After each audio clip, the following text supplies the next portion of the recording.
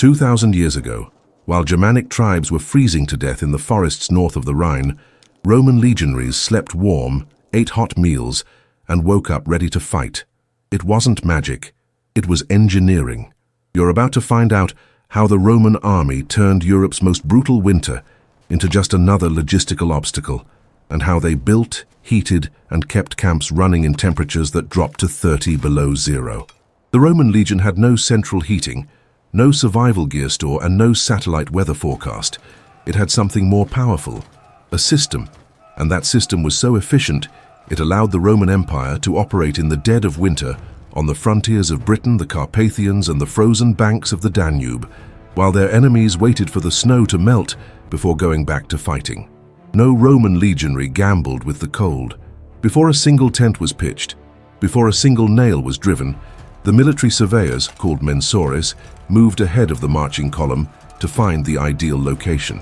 The process wasn't random. Vegetius, the Roman military writer who compiled the Roman army's manuals in the 4th century, precisely described what mensores looked for: elevated ground to drain snowmelt, access to running water that wouldn't freeze easily, natural protection from the prevailing wind, and, when possible, proximity to forests, not for the scenic view, but for timber. Timber was the oil of the Roman winter. When the mensores found the right location, they marked out the layout with flags and stakes before the main force even arrived. Roman legionaries, therefore, didn't arrive at empty ground with no idea what to do. They arrived at an already planned construction site, with every section marked, every street defined, every tent position already mapped out on the ground. This advanced planning was one of the great advantages the Roman army had over its enemies. While Germanic or Celtic warriors camped in an organic, chaotic fashion, the Roman legion operated like a machine. Every soldier knew exactly where to go. Every unit knew its assigned section of ground. The Roman camp rose from nothing in a matter of hours, and on winter campaigns, hours meant the difference between surviving and freezing. The temporary summer camp, the castra aestiva, was one thing, but the winter camp, the hibernaculum or castra hiberna, was something else entirely. For winter, the Romans didn't pitch leather tents. They built semi-permanent barracks of wood and stone. The process was standardized. Legionaries dug a perimeter, erected a double palisade of sharpened logs, built watchtowers at regular intervals, and then, inside that fortified perimeter, raised the structures that would make winter bearable. The discipline in this construction was absolute.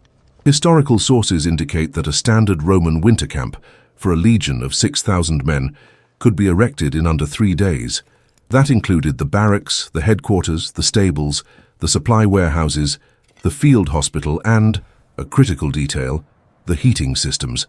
And this is where the story of Roman soldiers in winter starts to get truly impressive, because the Romans didn't just build to keep the wind out, they built to actively generate and retain heat. The first system was simple but effective. The wooden barracks had double walls. The space between the 2 layers of wood was packed with straw, earth, or moss, a primitive but functional form of thermal insulation. This construction detail drastically reduced heat loss overnight, keeping the interior of the barracks warm from the soldiers' own body heat, even without a fire burning. 8 men slept together in each barrack, the contubernium, the smallest social unit of the Roman army.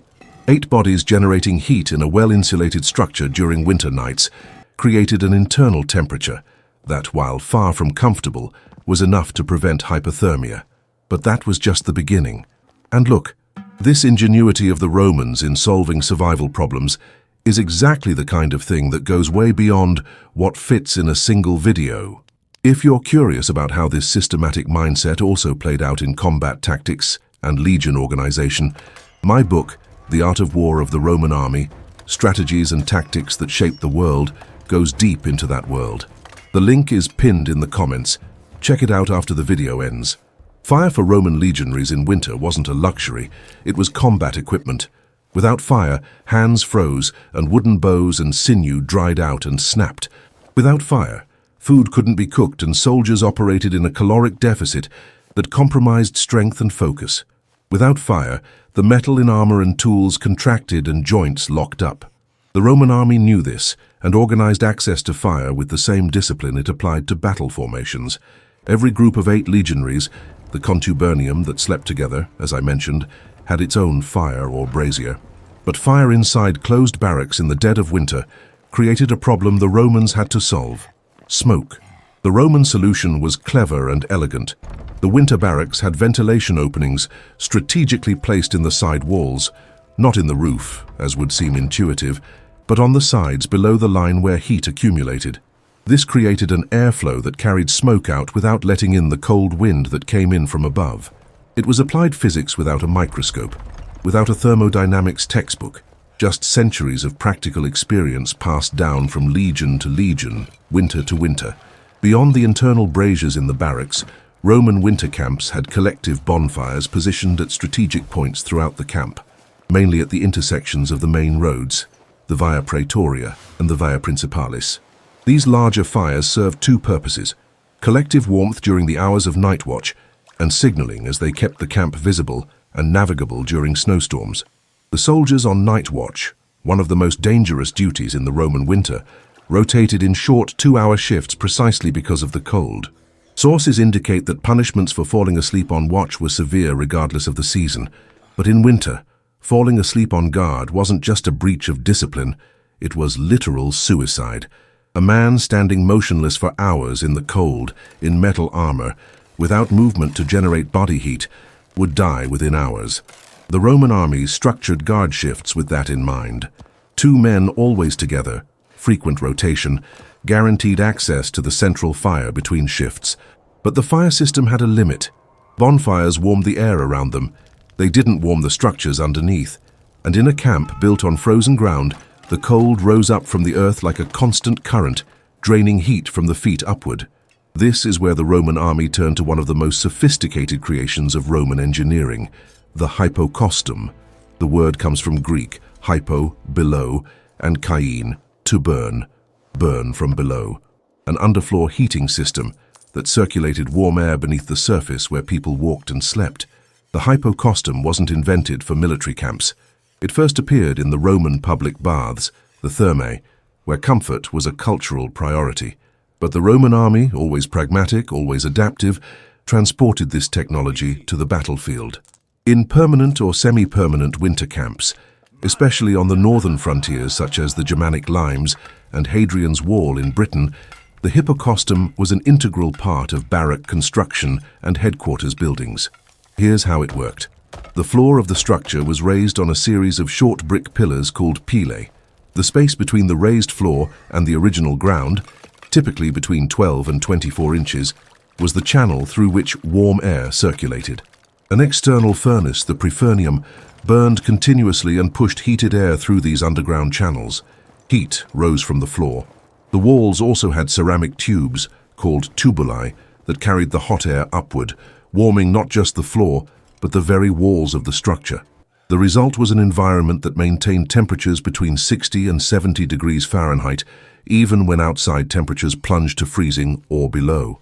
This system has been confirmed by archaeological excavations at dozens of Roman campsites across northern Europe. At Vindolanda, the famous Roman fort near Hadrian's Wall in present-day England, archaeologists found not only the hypocaustum structures, but also the writing tablets, the famous tabulae vindolandenses, that recorded the everyday needs of soldiers in the British winter. The Vindolanda tablets are an extraordinary human document. Among supply lists and military reports are personal requests. Someone writing home asking for thicker socks, another asking for gloves, requests for beer and woolen clothing. These are flesh and blood voices reaching across 2,000 years. Roman legionaries who felt cold, who were cold, who needed simple things to survive the winter at the edge of the known world. The hypocaustum was the system. The socks were the human reality beneath the system.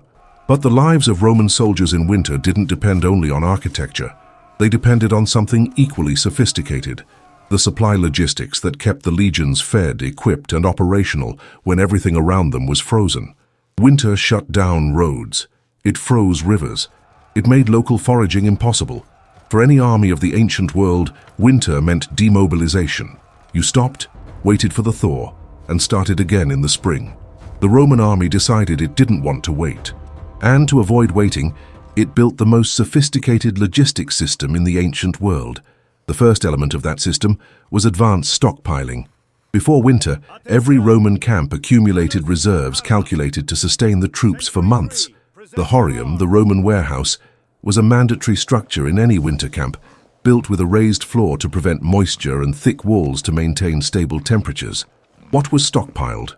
Wheat in enormous quantities. Grain was the foundation of the Roman legionaries' diet, and a soldier consumed about 30 ounces of wheat per day. Beyond wheat, lentils, fava beans, olive oil, vinegar, the posca, a mixture of water and vinegar that soldiers carried as their everyday drink, and considerable amounts of salt, salt-cured bacon and cheese that kept for months when preserved. Meat was consumed, but in calculated moderation. Cattle and pigs could be kept alive and slaughtered as needed, which meant part of the camp's protein stock was walking around the perimeter, waiting to be eaten. Excavations at various Roman campsites have revealed large quantities of bovine, porcine, and even deer bones, indicating that the Romans actively hunted during winter to supplement their stores. Fishing was another resource. Rivers frozen at the surface still flowed beneath the ice in many regions, and the Romans drilled holes in the ice to fish, a practice documented in several sources from the imperial period. As an example, consider the situation of the legions on the Rhine during the winter of 69 AD, the so-called Year of the Four Emperors. With the empire in political chaos, the Rhine legions were technically without a clearly established emperor, and supplies were arriving irregularly. The historian Tacitus's records describe the situation that winter. Soldiers well enough fed and equipped to survive, but under growing political tension that would eventually erupt in rebellions. The tension wasn't about hunger, it was about politics, which means that even under compromised logistical conditions, the Roman army's stockpiling system sustained the legions through the winter. And I want you to grasp the scale of that achievement. We're talking about feeding between 50 and 100,000 men across multiple camps spread over hundreds of miles of frontier, without refrigeration, without passable roads for months, without instant communication. The fact that it worked is in itself one of the greatest feats in the history of Rome. But there was an even deeper layer to this winter logistics that most people never hear about. I'll take advantage of your interest in this section on logistics and planning.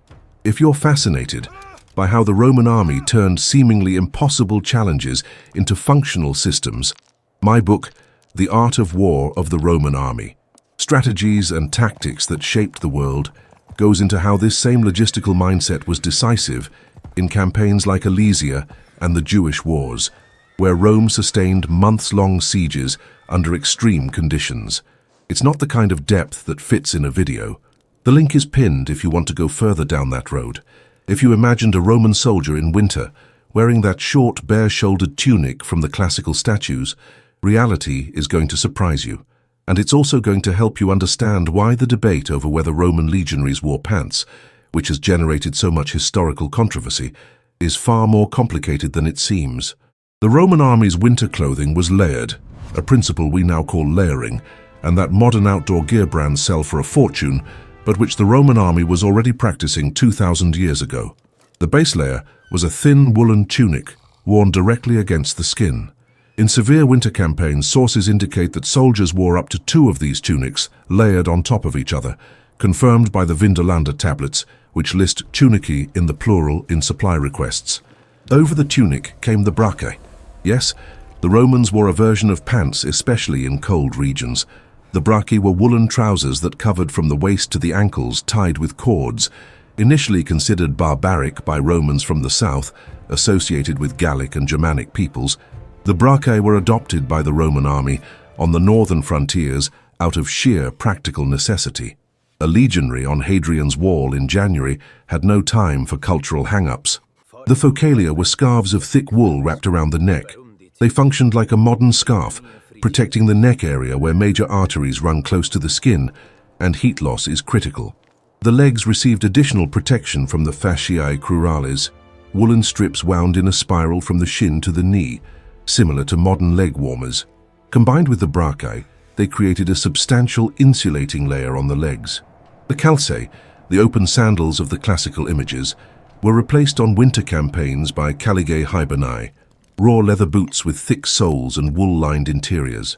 Excavations at the Vindolanda fort found dozens of pairs of leather boots with internal fabric reinforcements, winter boots clearly distinct from summer footwear. The lorica segmentata, the famous segmented plate armor, presented a serious problem in winter. Metal at -4 degrees Fahrenheit extracts heat from the body with brutal efficiency. The solution? A padded fabric underlayer, the sub-armiles, worn directly over the tunic and beneath the armor. This sub-armiles served two functions: cushioning blows and insulating the metal from the body. The end result was a soldier who, seen up close, looked far more like a modern Arctic explorer than a Mediterranean marble statue. The Roman armor adapted for winter weighed between 33 and 48 pounds, but the thermal insulation it provided was genuine. A legionary marching and generating heat through exertion, covered by those layers, maintained adequate body temperature even in severe cold, but dressing well was necessary, not sufficient, because the most treacherous cold didn't come from the outside environment. It came from inside the body, when the fuel to generate heat ran out. The human body in cold works like a combustion engine. It needs more fuel than in mild temperatures to maintain the same performance. The Roman army, through accumulated experience from decades of winter campaigns, knew this, even without modern caloric terminology. The Roman legionaries' ration in winter was deliberately more calorie-dense than in summer. Historical sources indicate increases in the distribution of grains, olive oil, and particularly lardo, salted pork fat, during the winter months. Animal fat was the high-energy density fuel that the body converted into body heat more efficiently than any other food available in the ancient world. The pulse, the wheat porridge that was the staple of the Roman soldier's diet, gained additions in winter of legumes, bacon, and olive oil in greater quantities. It was a high-calorie hot meal that warmed from the inside out. The bucellatum, the hard wheat biscuit that soldiers carried as emergency rations, was virtually indestructible in the cold. In fact, cold preserved this already notoriously durable food even further. A legionary could carry weeks' worth of these biscuits in his pack with no risk of spoilage in the winter. Wine diluted in water was consumed regularly, not purely for pleasure, but because alcohol in small quantities has an immediate vasodilating effect, increasing the sensation of warmth. The posca, the mixture of vinegar diluted in water, was consumed even more frequently, since vinegar had antimicrobial properties that guarded against intestinal diseases, which were especially dangerous in densely occupied winter camps. Beer also appears in the records. The northern legions, particularly in Germania and Britain, drank local beer regularly. The Vindolanda tablets include explicit requests for beer, confirming that the fermented grain beverage was a regular part of soldiers' diets in those regions. But there was one component of the winter diet that's going to surprise you: garlic. Garlic was consumed in considerable quantities by the Roman army, to the point where Roman writers like Horace made ironic references to the characteristic smell of soldiers. Garlic wasn't used merely as a seasoning. It was recognized in practical terms as a circulatory stimulant and a protector against respiratory illness, exactly the two greatest risks of winter. 2,000 years later, modern medicine confirmed it. Allicin, the active compound in garlic, has documented antiviral and antimicrobial properties. The Roman army arrived at this conclusion through empirical observation, without knowing anything about chemistry. That is what genuinely fascinates about the history of Rome, the ability to develop correct solutions for the right reasons, even without the conceptual tools to understand why they worked. And here we reach the point that most people don't associate with a military camp in the dead of winter.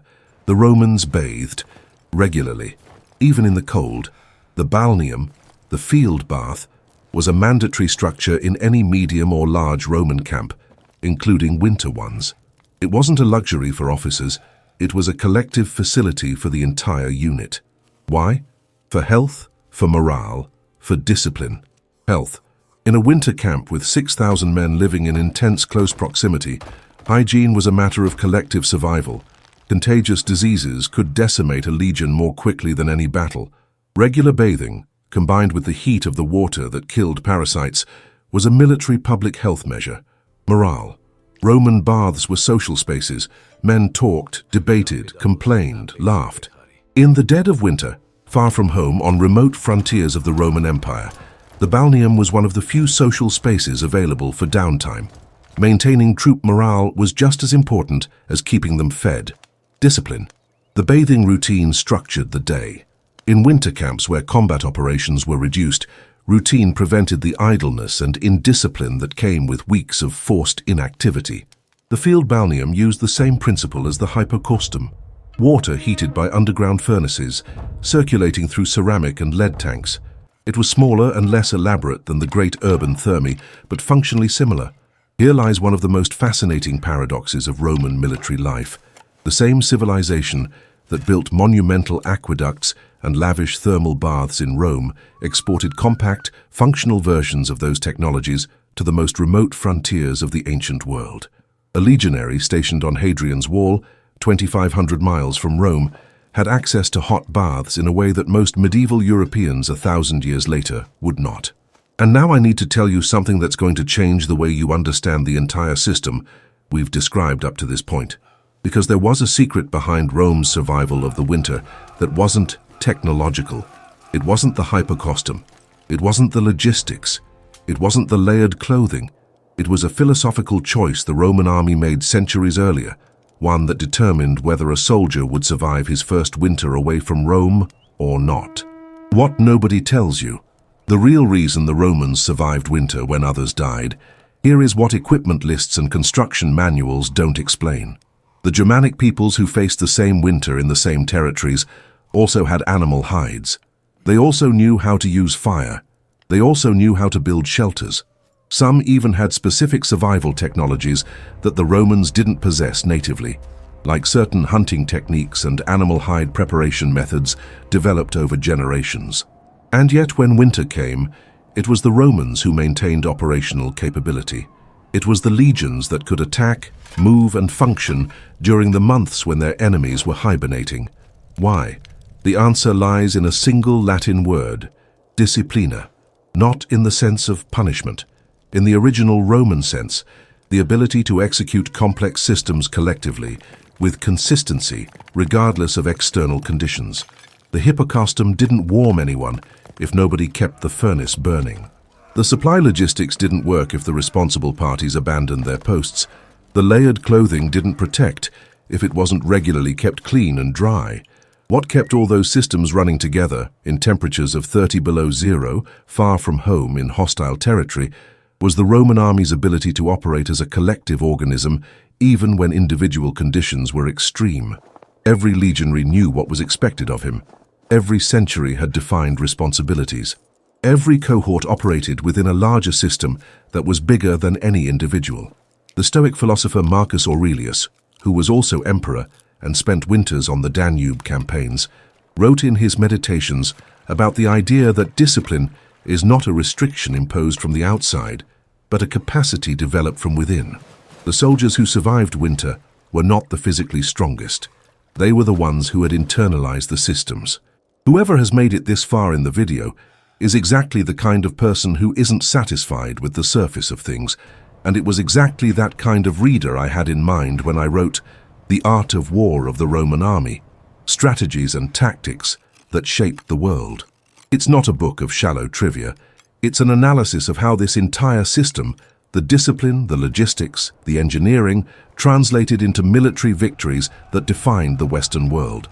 If you want to truly understand Rome, the link is pinned in the comments, because the revelation here is this: Roman winters weren't survived through technology. They were survived through institutional culture. The technology was the visible expression. The collective discipline was the invisible cause. And that brings us to the most fascinating point of this entire story: Hadrian's Wall, built by order of Emperor Hadrian between 122 and 128 AD, stretching 73 miles from coast to coast across Britain in present-day England and Scotland. It was the northern frontier of the Roman world, literally the edge of the civilized world, from the Roman perspective. And in winter, it was a hell of wind, freezing rain and fog that lasted for months. The soldiers stationed along Hadrian's Wall came from all over the empire. There were cohorts from Syria, Dalmatia, Gaul and North Africa. Men who had never seen snow before arrived at an outpost where it snowed from November through March, where the North Sea wind cut through every layer of clothing, where visibility on foggy days was less than 60 feet. How did these men function? With the systems we described, with the hypocaustum in the permanent forts along the wall, with layered clothing adapted to the local climate, and here the records show something fascinating. The Romans incorporated elements of local British clothing. There was an exchange. Legionaries bought wool, processed by local British weavers. There was a mixed economy at the markets near the forts, with the logistics that moved supplies through the Roman road system even in winter, paved, drained, with horse relay stations at regular intervals, and with the baths. At Chester's, one of the forts along Hadrian's wall, archaeologists found one of the best preserved military balneum in the Roman world. The bathhouse complex sat outside the main fort walls, beside the North Tyne River, and it operated year-round, even in the most brutal British winter. Imagine, a Syrian soldier, never before exposed to the extreme cold of northern Europe, finishing a guard shift in the biting February wind on Hadrian's wall, stepping into the balneum heated by the Hypocaustum, immersing himself in hot water. In that moment, the Roman Empire wasn't just a political state. It was a sensory experience. It was the promise that wherever Rome reached, it carried with it the living conditions that made civilization possible. The soldiers weren't just defending a frontier. They were defending an idea made real in stone, hot water, and fresh bread. An idea that said being Roman meant having access to a system that made winter survivable while your enemies froze to death. No survival system is perfect. The Roman winter killed soldiers, but the question wasn't whether they died. The question was how many and why. The valetudinarium, the Roman military hospital, was another mandatory structure in permanent camps. In severe winters, it was the most critical facility in the camp after the food warehouse. The leading causes of death in winter were not direct freezing. The heating, clothing, and logistic systems were sufficiently effective to prevent that in most cases. The leading causes were pneumonia, respiratory infections, diarrhea transmitted through water contaminated by snowmelt, and, especially, wound infections that didn't heal properly in the cold. The Roman military doctors, the Medici, were trained professionals, not folk healers. The Roman army was one of the first institutions of the ancient world to have full-time physicians as a regular part of its structure. Each legion had a medicus legionis, and each cohort had access to a medicus cohortis. In winter, the valetudinarium had guaranteed heating, usually via hypocaustum or permanent braziers. The reason was practical. Patients weakened by respiratory illness died far more quickly in cold environments. Heating the hospital was a survival measure, not a comfort measure. The Roman surgical instruments found in archaeological excavations, forceps, scalpels, probes, suture needles, show impressive sophistication. At frontier campsites, these instruments are found regularly, indicating that surgeries were performed even under field conditions. What the Medici didn't have were antibiotics. Bacterial infections that today are resolved in days killed legionaries over weeks. Winter mortality from medical causes was substantially higher than from combat, a reality for all pre-modern armies, but one the Roman system tried to mitigate with structure and organization. The historical bottom line, however, is positive. The Roman legions on the northern frontiers maintained operational capability during winters that their enemies regarded as mandatory rest season. That represented an enormous strategic advantage, the ability to strike when the enemy least expected it, precisely because the enemy couldn't conceive of an army functioning in the dead of winter. 2,000 years later, when modern engineers design radiant underfloor heating systems, they are rediscovering the Hypocaustum. When modern military manuals talk about layering for winter gear, they are rewriting what the Roman army practiced out of empirical necessity. When occupational health protocols list routine, warmth, nutrition, and bathing as pillars of human performance in extreme conditions, they are rediscovering what the Romans already knew. The fascination with the Roman Empire lies in discovering that its solutions weren't primitive. They were systemic, integrated, and in many respects more sophisticated than what came after the fall of Rome. Because the European medieval period, especially in the darkest centuries after the collapse of the Western Roman Empire, lost precisely that ability to create complex collective systems. Winter was not the enemy of the Roman army. It was the test that separated the legions from everything else. And the legions passed that test not because they had superior equipment, though they did. Not because they had more advanced technology, though they did. But because they had something the cold could not freeze, the ability to operate as a collective system where every piece knew its role and fulfilled it, even when everything around it was trying to prevent that. That, at its core, is the story of Rome, not the story of emperors and battles, the story of a system that worked. And that system survived the winter for centuries, until other forces, internal and external, finally proved more persistent than the cold. If you want to continue this deep dive into Roman history, the link to the book, The Art of War of the Roman Army, Strategies and Tactics That Shaped the World, is pinned in the comments. It's the natural complement to everything we explored here. Now tell me in the comments, which of these systems surprised you the most?